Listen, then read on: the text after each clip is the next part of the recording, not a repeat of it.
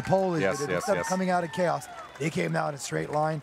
I love watching it. The influence the team have over each other is amazing. Now we got France trying to be a big flag waver, a better flag waver than a Polish one, which is a hard job. Because the Polish flag waver has more experience. So it's a hard flag waving follow-up, yes. Yes. Yes, so obviously we're still a bit in the 16 versus 16 competition with our hearts because it was really, really an interesting thing to watch. But now the French team, an incredible team here. They're amazing. They're a hard hitter.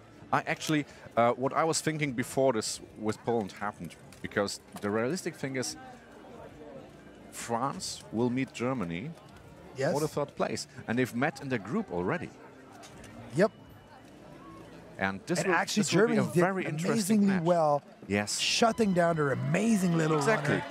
Germans They won lost. the group That against runner France. took out 4 German in the first round, then they shut him down. They figured out a way to break that guy that works so well with those heavy hitters. Yeah.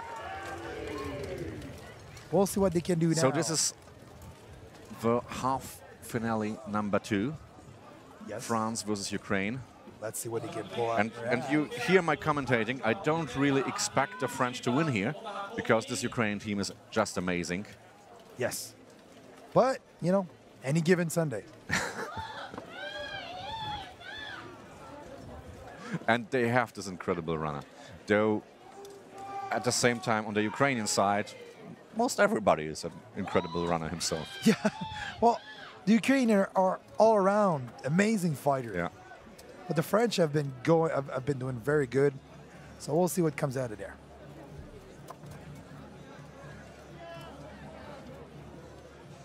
And obviously it's the same, the first time the Ukrainians are fighting 10 versus 10. Yep. But they're caught on in like maybe the first 5 seconds of the first It seems round. they're even better at that than the 16 versus 16. Yeah. You ask me, it seems to play exactly in their style. That 10 versus 10, that seems to be especially made for them. They can use their speed and strength at the same time, which in the 16 versus 16 strategy will count for a lot. Yes. And but they've done this also very well. They've shut the Americans down by approaching them very quickly, not giving them a lot of space to gather momentum. Yeah.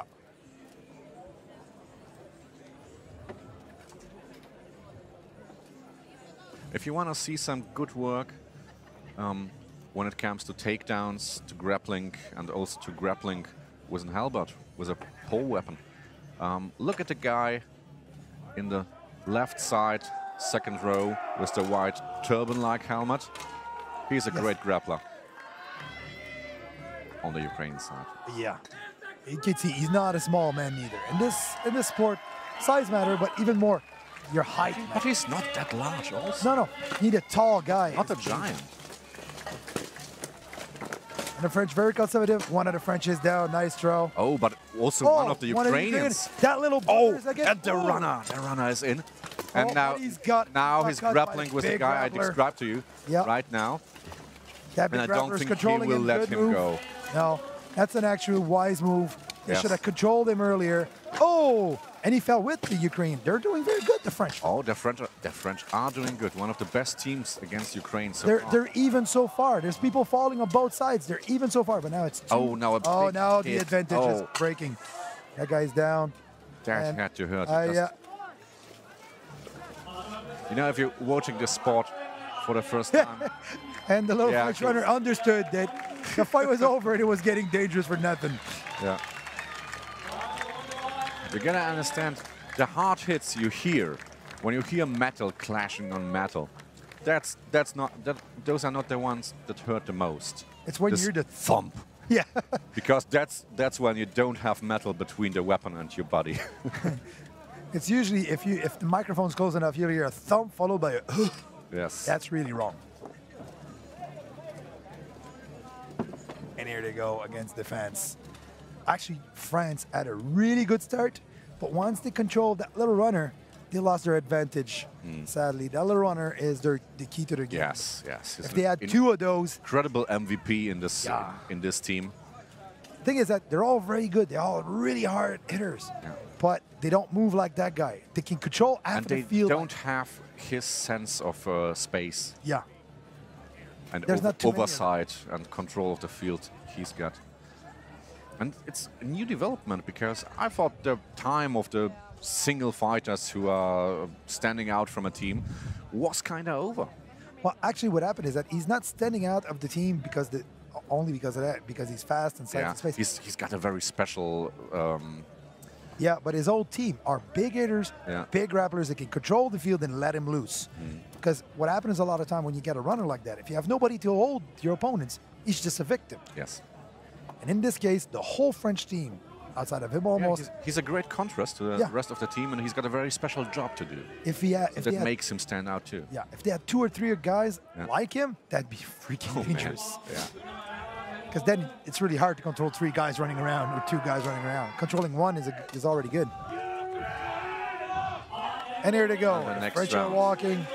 Little runner trying to find a hole, not finding it. Here we go, full engagement on one side. He took one guy down very well. Very well for him. With a jump and a kick, and how can you control how you come down from something like this? Oh, one of the French is down. It's even on both sides. The French are fighting very well.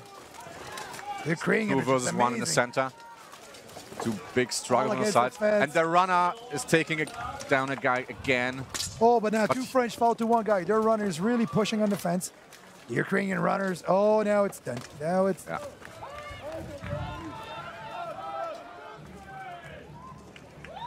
One of the Ukrainian took 2 of the French down in 1 shot. But a really valiant effort by the French. Honestly, salute them for this fight. They have developed so much. Yeah. It's amazing. I'm really lucky. I managed to start commentating and watching this really actively since last year. Have you seen what they have done, the French, with their spare fighters? No, I haven't noticed. It's very, very interesting.